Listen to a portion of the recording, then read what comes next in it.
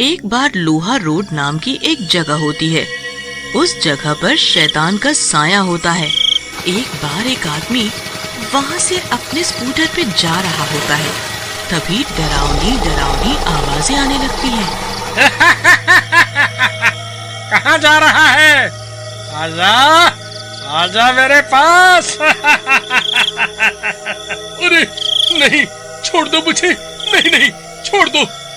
वो शैतान उस आदमी को पकड़कर मार देता है। उसी जगह के पास विशाल नाम का लड़का रहता था। काफी दिनों से वो नौकरी की तलाश कर रहा था।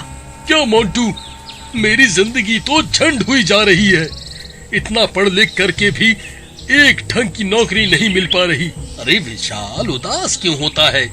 मिल जाएगी तुझे नौकरी। वैसे भी तू तो मुझसे कितना ज्यादा पढ़ा लिखा है।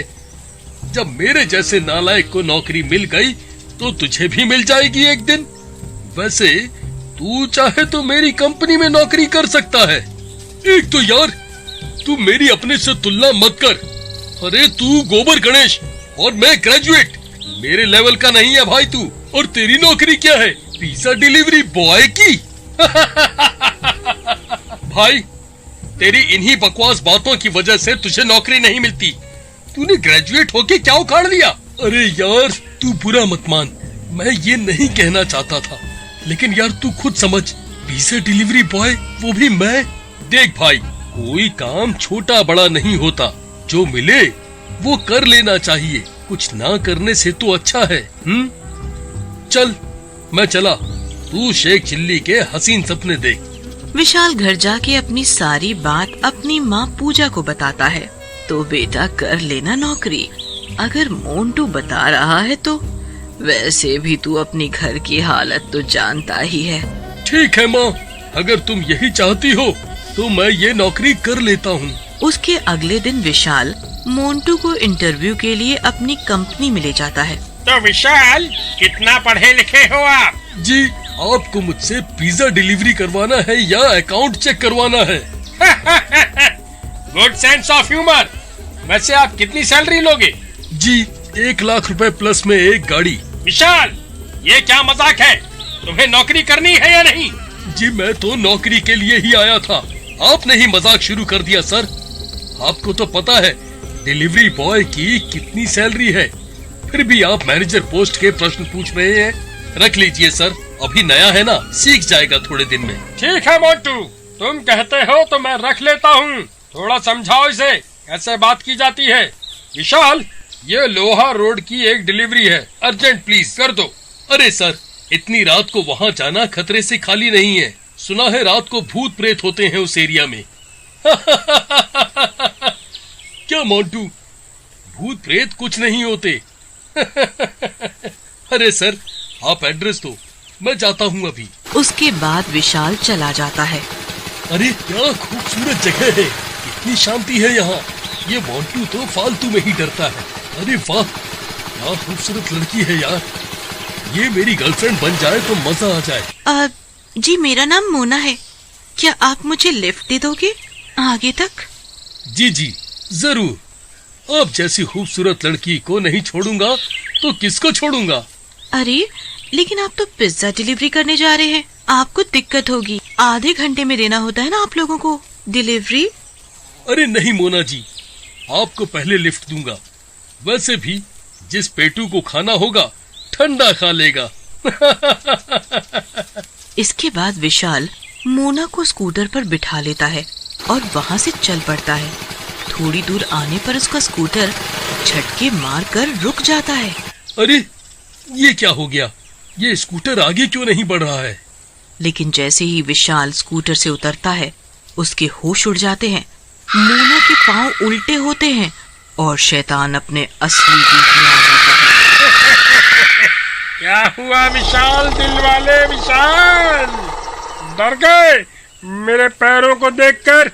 अब मेरा ये रूप देखो। भागो रे, ये तो भाई जान पे बनाई और लड़की पे टशन मार। भाग बेटा विशाल, भाग। अरे ये क्या कर रहा है दुष्ट? बाहर निकल मेरे शरीर से। पिज्जा मास्टर, अब तो मैं तेरे शरीर में ही रहूंगा और तेरे शरीर की मदद से शिकार करूंगा। इसके बाद विशाल वापस अपने ऑफिस आता है, लेकिन वो बदल जाता है। वो किसी से बात नहीं करता और चुपचाप अपनी कुर्सी पर बैठ जाता है। क्यों? और चले विशाल, लगता है मजा आ गया लोहा रोड की डिलीवरी में, क्यों? बहुत बोलता था इंटरव्यू में। हैवान अपने असली रूप में आ जाता है। मैनेजर, बोल तो तू सही रहा है, मजा तो बहुत आया था पिज्जा की डिलीवरी में। ले, थोड़ा सा मजा तू भी चख ले। ऐसा कहकर विशाल एक पिज्जा का टुकड़ा, जो कि खून से सना होता है, मैनेजर के मुंह में डाल देता है और मैनेजर मर जाता है।